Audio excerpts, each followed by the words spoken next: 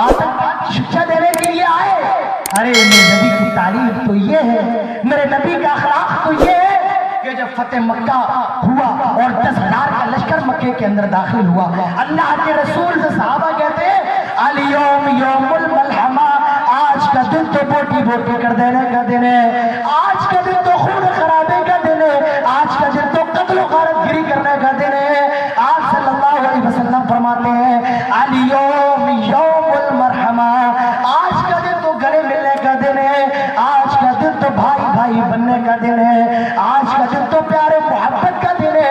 अल-यौम यौमुल मरहमा, आज का दिन तो रहम करने का दिन है। ये हमारे नबी का अखलाक है दुश्मनों के साथ। तो मेरे भाइयों, व इन्नका लअला खुलुकिन अज़ीम, अल्लाह के नबी दुनिया के अंदर सबसे अच्छे अखलाक वाले थे। आपका अखलाक तो ऐसा था, अल्लाह के नबी एक सफर पर है, सहाबा किराम भी साथ में, पानी की जरूरत, पानी मैसर नहीं है।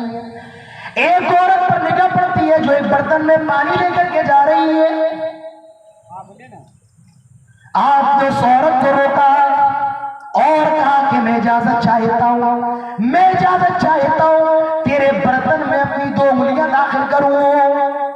उस औरत ने इजाजत दे दी। आपने उसके बर्तन में अपनी 2 उंगलियों को दाखिल किया और आपकी उंगलियों से पानी का चश्मा जारी हो गया। आप सल्लल्लाहु अलैहि वसल्लम की उंगलियों से पानी बहने लगा। सहाबा ने वुजू किया, जिसको पीना था पिया, जिसको जो जो जरूरियात थी उसने अपनी पूरी की, और उस औरत के बर्तन में से एक कतरा भी पानी कम न हुआ। जैसा पानी पहले था वैसा पानी अब भी मौजूद है, एक कतरा भी कम नहीं हुआ। आप लोग बेफिक्र रहें, इंशाअल्लाह मैं ज्यादा लंबी तकरीर आप लोगों के सामने नहीं करूंगा। अच्छा, आप उठेंगे तो इसमें मेरा फायदा है क्योंकि मैं जल्दी खत्म कर दूंगा। तो आप लोग बस संजीदगी के साथ कुछ मिनट और बैठे रहें, इंशाअल्लाह मैं जल्दी खत्म कर दूंगा।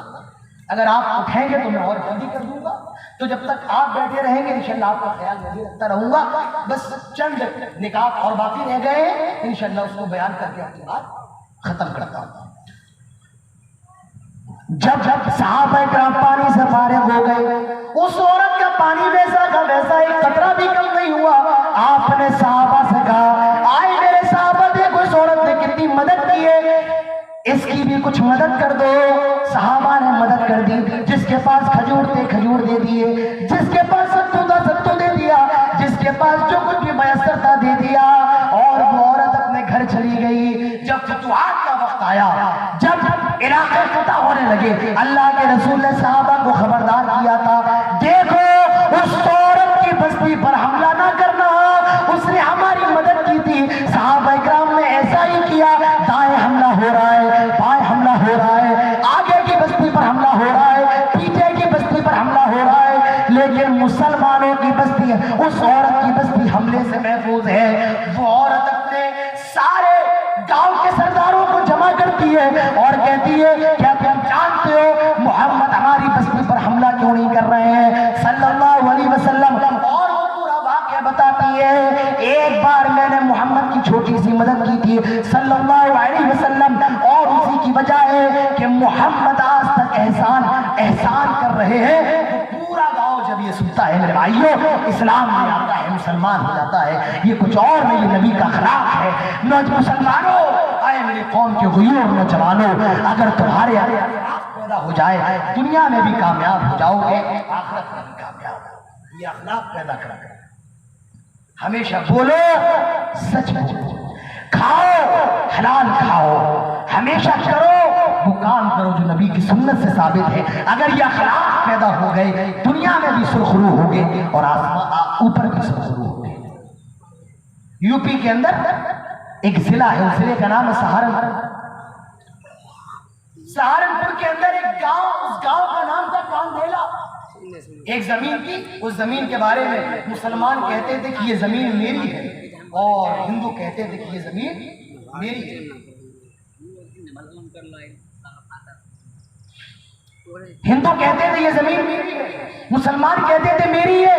अंग्रेजों की हुकूमत थी, نہ ہندوؤں کے پاس کوئی ایویڈنس تھا نہ مسلمانوں کے پاس، اور جو بیچارہ وہاں کا جج تھا عدالت کا وہ بڑا پریشان کہ میں مسلمانوں کے حق میں فیصلہ کر دوں تو ان کے پاس بھی کوئی ایویڈنس نہیں، اور اگر ہندوؤں کے حق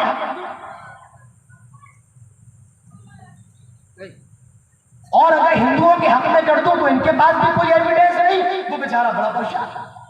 اس نے مسلمانوں کو بلایا اور کہا یہ بتاؤ کیا تمہاری نظر میں کوئی ایسا آدمی ہے اگر وہ اس زمین کے بارے میں گواہی دے تم اس کی گواہی کو تسلیم کر لو؟ مسلمانوں نے کہا نہیں، ہماری نظروں میں کوئی ایسا نہیں۔ ہندوؤں کو بلایا، کہا کہ تمہاری نظروں میں کوئی ایسا ہے جو زمین کے بارے میں گواہی دے اور تم اس کی گواہی کو مان لو؟ ہندو کہتے ہاں ہماری نظروں میں ایک شخص ہے، ایک بزرگ ہے اور وہ مسلمان ہے، 5 وقت کے نمازی ہیں اور وہ کبھی جھوٹ نہیں بولتے ہیں، ہمیں ان پر بھروسہ ہے، وہ جو بھی بات کہیں گے سچ کہیں گے اور وہ زمین کے بارے میں جو کچھ بھی کہیں گے ہم ان کی بات کو ماننے کے لیے تیار ہو جائیں گے۔ جج نے کہا ٹھیک ہے۔ اس نے تاریخ لے لی کہ اس تاریخ کو اس زمین کا فیصلہ ہوگا۔ مسلمان بھی آ گئے، ہندو بھی آ گئے، مسلمان بھی حاضر ہندو بھی حاضر۔ جج کہتا ہے اے مسلمانوں، ہندوؤں نے اپنا ایک گواہ بلایا ہے اور تمہارا کوئی گواہ نہیں ہے، جو ہندوؤں کا گواہ ہے وہ جو بھی بات کہے گا میں اس کی بات کو سچ مان لوں گا اور جس کی حق میں زمین ہوگی اس کے حوالے وہ زمین کر دوں گا۔ ہندو بھی موجود ہے، مسلمان بھی ہے، اس مسلمان بزرگ کو لایا جاتا ہے۔ جج سوال کرتا ہے کہ ہندو کہہ رہے ہیں یہ زمین ان کی ہے، مسلمان کہہ رہے ہیں یہ زمین ان کی ہے، بتاؤ حقیقت میں یہ زمین کس کی ہے؟ جج صاحب، مسلمان کہتا ہے جج صاحب جس زمین پر مسلمان بھی دعویٰ ٹھوک رہے ہیں اور جس زمین پر ہندو بھی دعویٰ ٹھوک رہے ہیں میں سب سے پورا ہوں اور مجھے زمین کی حقیقت معلوم ہے۔ جج صاحب حقیقت یہ ہے یہ زمین مسلمانوں کی نہیں بلکہ یہ زمین ہندوؤں کی ہے، یہ زمین مسلمانوں کی نہیں ہندوؤں کی ہے۔ مسلمان غلط دعویٰ کر رہے ہیں، حقیقت یہ ہے اس زمین کا فیصلہ ہندوؤں کے حق میں ہونا چاہیے کیونکہ یہ زمین ان کے آبا و اجداد کی ہے، یہ زمین ان کے باپ دادا کی ہے، لہذا میں گواہی دیتا ہوں اس زمین کی حقیقی مالک ہندو ہے۔ جج نے ہندوؤں کے حق میں فیصلہ کر دیا کہ یہ زمین ہندوؤں کو دی جاتی ہے۔ اب دیکھیے آگے اللہ تعالیٰ دلوں کے اندر بات کیسے ڈالتا ہے؟ اللہ کے نبی فرماتے ہیں ان قلوب بنی آدم اصبعین من اصابع الرحمن، آدم کے بیٹوں کی انگلیاں اللہ کی دونوں انگلیوں میں ہیں، وہ جیسے چاہتا ہے اپنے بندوں کے دل کو پلٹ دیتا ہے۔ ہم میں اور آپ میں کوئی بے نمازی ہوتا ہے نمازی ہو جاتا ہے، کوئی شرابی ہوتا ہے تہجد گزار بن جاتا ہے، مسلمان کافر ہو جاتا ہے، کافر مسلمان ہو جاتا ہے، تو دلوں کو پلٹنے والا کون ہے؟ اللہ ہے۔ اللہ نے غیر مسلموں کے دل کو پلٹا، انہوں نے سوچا یہ ایک مسلمان ہے، اگر یہ صرف اتنا کہہ دیتا ہے ایک جھوٹ اپنی زندگی میں بول دیتا کیا یہ زمین مسلمانوں کی ہے تو یہ زمین تو مسلمانوں کو مل جاتی، لیکن سچا مسلمان یہی ہے، یہ صحیح اسلام کا ماننے والا ہے۔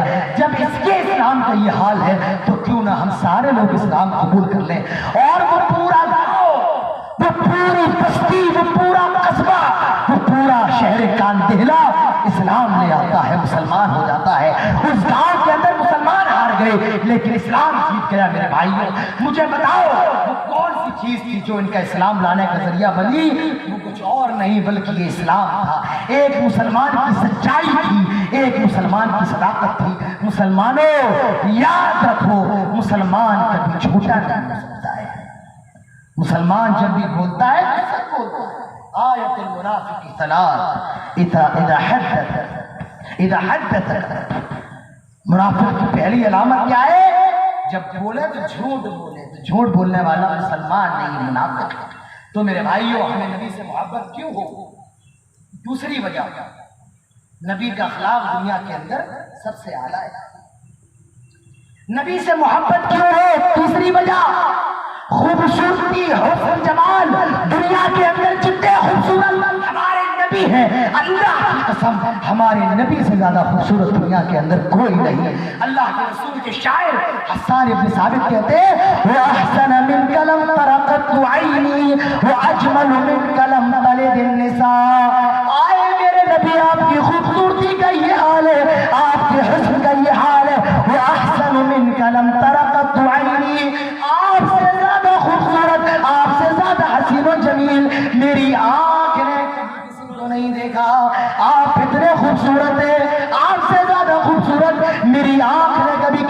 نہیں دیکھا.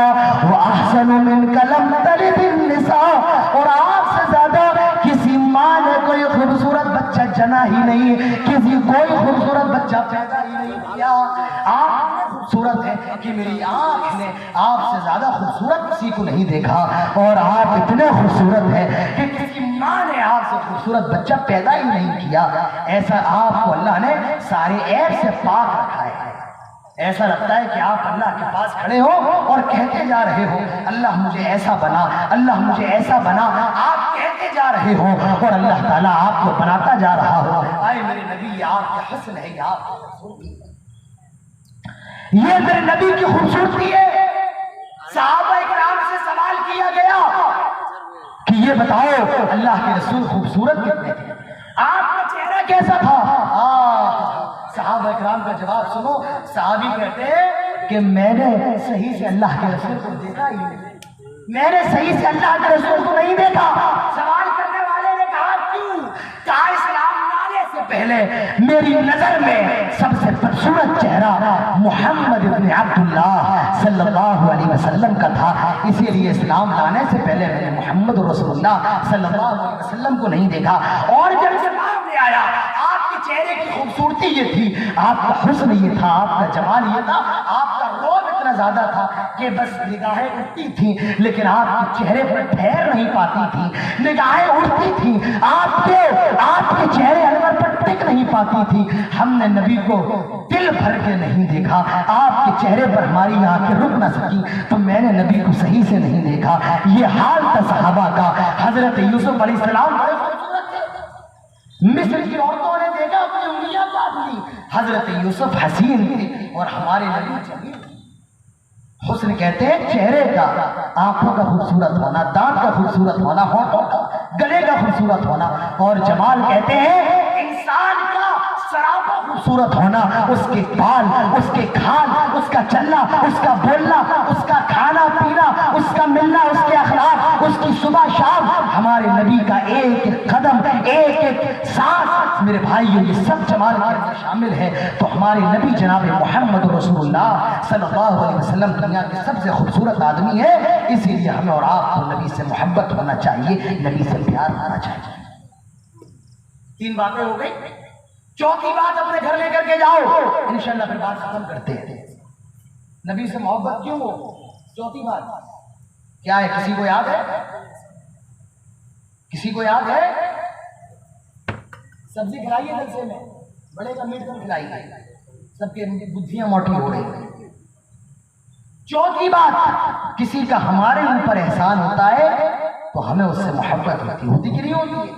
اب یاد آ گیا ہمارے نبی کا ہمارے اوپر کتنا احسان ہے. اللہ کے رسول معراج کی رات گئے, 50 نمازوں کا تحفہ لے کر کے لوٹ رہے ہیں. چھٹے آسمان پر موسیٰ مل گئے, کہا کتنی نمازیں آپ کی امت کو دی گئی؟ اللہ کے نبی فرماتے ہیں 50 نمازیں دی گئی. حضرت موسیٰ کہتے ہیں آئے محمد یہ 50 نمازیں بہت زیادہ ہیں, چاہیے کچھ کم کروائیے, میں امت کے بارے میں آپ سے زیادہ تجربہ رکھتا ہوں, اللہ تعالیٰ اور نمازوں کو کم کر دے گا صلی اللہ علیہ وسلم. اللہ کے نبی جاتے ہیں, آئے اللہ یہ 50 ٹائم کی نماز میری امت پر بہت زیادہ دشوار ہے, آئے اللہ 50 میں سے کچھ نمازوں کو کم کر دے.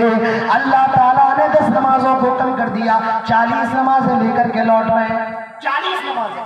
حضرت موسیٰ نے کہا کتنی کم ہوئی؟ کہا 40 بچی ہیں, 10 کم کر. کہا جائیے یہ بھی بہت زیادہ ہے. پھر گئے, کہا اللہ یہ 40 بھی زیادہ, کچھ اور کم کر دیا. اللہ رب العالمین نے 10 اور کم کر دی. حضرت موسیٰ نے کہا اور کروائی, 10 اور کم 20 ہو گئی. آئے, کہا کتنی بچی؟ کہا 20 ہے. کہا جائیے اور کم کروائیے. گئے, اللہ یہ 20 بھی زیادہ اور کم کر دے. اللہ نے 10 اور کم کر دی, 10 بچی. اللہ کے رسول پھر گئے, اللہ تعالیٰ اور کم کر دے. اللہ نے 5 اور کم کر دی, صرف 5 بچی. حضرت موسیٰ کہتے ہیں ایک بار اور جائیے, مجھے امید ہے اللہ تعالیٰ اور کم کر دے گا. کہا موسیٰ قسم ہے رب کے عزت و جلال کی اب نہیں جاؤں گا. غیب سے آواز آئی محمد صلی اللہ علیہ وسلم جائیے, اب آپ کی امت پر 5 ٹائم کی نماز فرض ہو جائے گا.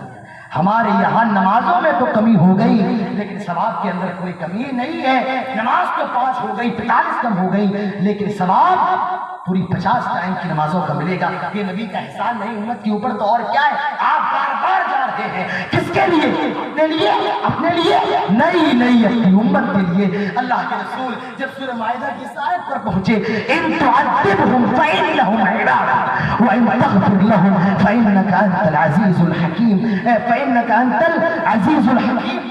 اللہ اگر تو عذاب دینا چاہے تو یہ تیرے بندے ہیں، اگر تو معاف کر دے تو تو زبردست اور حکمت والا ہے۔ اللہ کے رسول رات بھر اسی سورہ مائدہ کی اس آیت کو پڑھتے رہے اور ایک آیت کی تلاوت اور کرتے رہے، بے ساختہ رو رہے ہیں۔ اللہ نے کہا جبرائیل جاؤ ذرا میرے نبی سے پوچھو کیا ماجرا ہے۔ حضرت جبرائیل آئے کہ اللہ کے نبی والے کائنات آپ پریشان کیوں ہیں؟ اللہ کے نبی فرماتے ہیں امتی ہے جبرائیل، مجھے اپنی امت کی فکر ہو رہی ہے، قیامت میں میری امت کا کیا ہوگا؟ حضرت جبرائیل گئے کہ اللہ آپ کے حبیب اپنی امت کے بارے میں پریشان ہیں۔ اللہ فرماتا ہے جبرائیل جاؤ میرے حبیب سے جا کر کے کہہ دو آپ پریشان نہ ہو، ہم آپ کی امت کے بارے میں آپ کو خوش کر دیں گے، راضی کر دیں گے۔ یہ نبی کا احسان نہیں امت پر تو اور کیا؟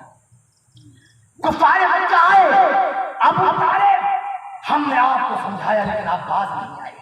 ابو طالب آپ ہم لوگوں میں سب سے عزت دار شریف ہیں، لیکن یاد رکھیے اگر ہم میں اور آپ میں جنگ ہو گئی تو ایک فریق کا سرمایہ ہو جائے گا، بہتر یہی ہے اب آپ اپنے بھتیجے کو سمجھا لیں، قدغن لگا لے، روک لے۔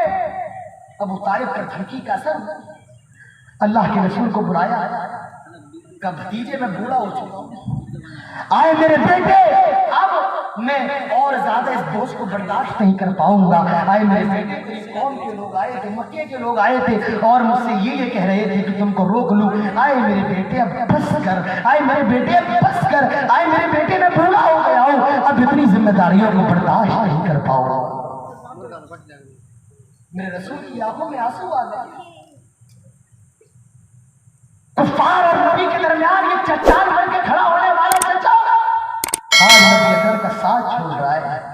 امام کائنات کی آنکھوں میں آنسو آ گئے، لیکن آپ نے فرمایا آئے میرے چاچا سن لو، آپ ساتھ چھوڑ دیں ٹھیک ہے، کوئی پرواہ نہیں۔ یہ مکے کے لوگ آپ کے پاس آئے، اگر یہ میرے دائیں ہاتھ میں سورج رکھ دے اور بائیں ہاتھ میں چاند رکھ دے اور کہے کہ اسلام کی تبلیغ سے رک جاؤ، اللہ کی قسم اللہ نے جو ذمہ داری مجھے دی ہے یا تو میں ذمہ داری کو پورا کروں گا یا اپنی جان کو اللہ کے راستے میں قربان کر دوں گا، لیکن میں اس مشن سے رکوں گا نہیں، اس مشن سے ہٹوں گا نہیں۔ ابو طالب فرماتے ہیں بھتیجے رکو رکو، تجھے جو کرنا ہے کر، میں جب تک زندہ ہوں تیرا ساتھ دوں گا۔ میرے بھائیو یہ نبی کا احسان ہے کہ اپنے خاندان کی پرواہ نہ کرتے ہوئے، اپنے رشتہ داروں کی پرواہ نہ کرتے ہوئے اللہ کے رسول نے اسلام کے لیے اپنی جان کو بھی ہتھیلی پر رکھا۔ یہ نبی کے احسان نبی کی سنت پر کیا ہے؟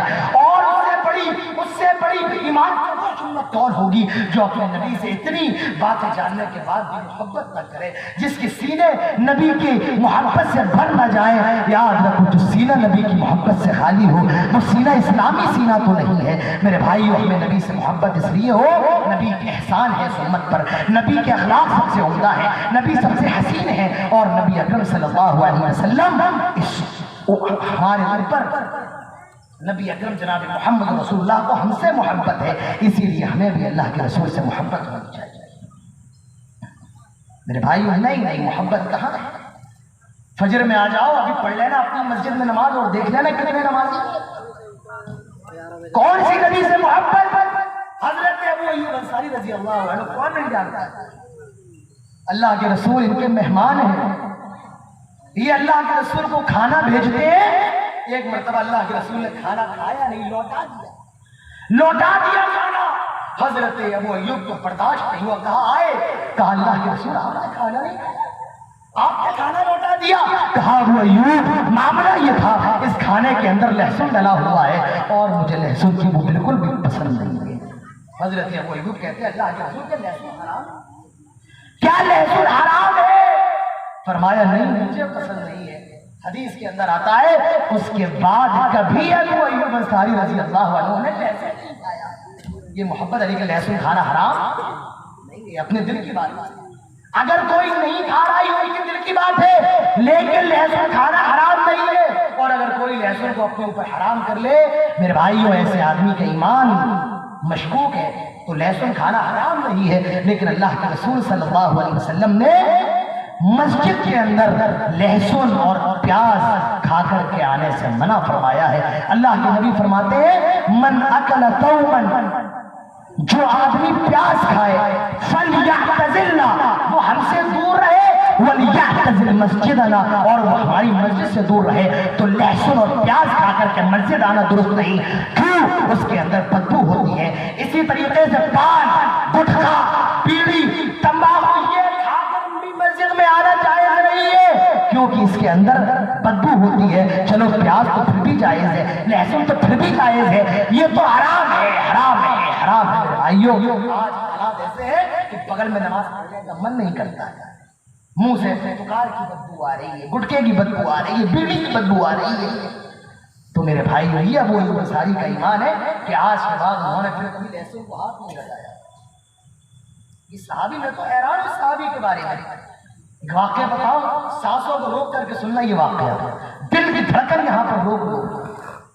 جب اس صحابی کا غلام اللہ کے رسول کو کھانا دے کر کے جب پلیٹ واپس لاتا تو جو کھانا بچا ہوتا اپنے غلام سے پوچھتے یہ بتاؤ کہ میرے نبی نے کہاں کہاں سے کھایا ہے؟ وہ غلام بتاتا یہاں سے کھایا، یہاں سے کھایا، اور یہ صحابی اسی جگہ سے کھاتے۔ یہ نبی اکرم سے محبت ہے صحابہ کرام۔ حضرت علی سے سوال کیا گیا کہ آپ لوگ اللہ کے رسول سے کیسی محبت کرتے تھے؟ حضرت علی کہتے ہیں کہ ہمیں اللہ کے رسول سے محبت احب الینا من ابینا و امہاتنا و آبائنا ومن الماء البارد علی الضب۔ ہمیں اللہ کے رسول سے محبت اپنے باپ سے زیادہ، اپنی ماں سے زیادہ، اپنے بچوں سے زیادہ، یہاں تک کہ سخت پیاس میں ٹھنڈے پانی سے بھی زیادہ محبت ہمیں رسول سے ہوتی ہے۔ یہ محبت ہے۔ خباب بن عرب سے کہا جا رہا ہے اگر یہ کہہ دو اس تکلیف کی جگہ محمد ہوتا اور محمد کو وہ تکلیف دی جاتی تو کتنا اچھا ہوتا۔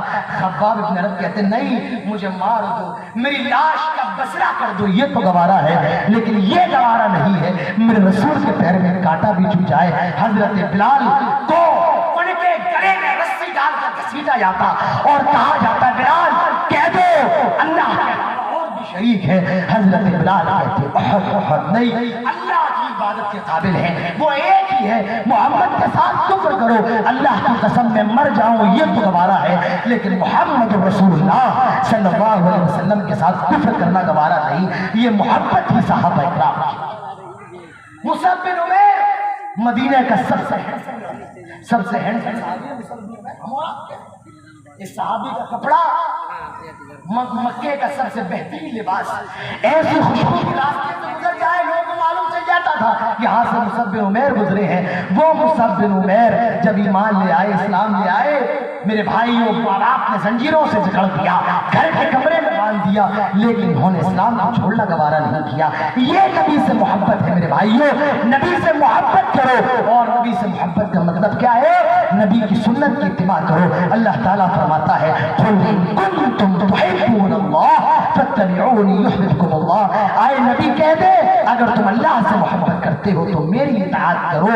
نبی کی اطاعت یہ نبی سے اور اللہ سے محبت ہے۔ اور میرے بھائیو یاد رکھیے اگر جذبہ اطاعت نہیں ہے آپ خوب نعرے لگا لیں، آپ خوب یا رسول اللہ کہہ دیں نعوذ باللہ، یہ محبت نہیں ہے۔ محبت وہی ہے جو صحابہ نے کی، جو تابعین نے کی، جو تبع تابعین نے کی۔ اللہ تعالی ہم سب کو نبی سے پکی سچی محبت کرنے کی توفیق نصیب فرمائے، نبی اکرم کی محبت کو ہمارے سینوں میں بھر دے۔ اللہ تعالی ہم سبھی کو نبی کی اتباع کے لیے، نبی کی ہستی کے لیے اپنی جان کو بھی قربان کرنے کی توفیق نصیب فرمائے۔ اللہ تعالی ہمیں ایک بنائے، نیک بنائے۔ اللہ تعالی ہم سب کو کہنے سننے کے ساتھ عمل کی توفیق نصیب فرمائے۔ جب تک زندہ رہے توحید پر، اسلام پر، اور خاتمہ ہو تو ایمان پر۔ اقول قولی ھذا واستغفر الله لي ولكم ولسائر المسلمين وما توفيقي الا بالله وما علينا الا البلاغ واخر دعوانا الحمد لله رب العالمين۔ السلام عليكم ورحمة الله وبركاته۔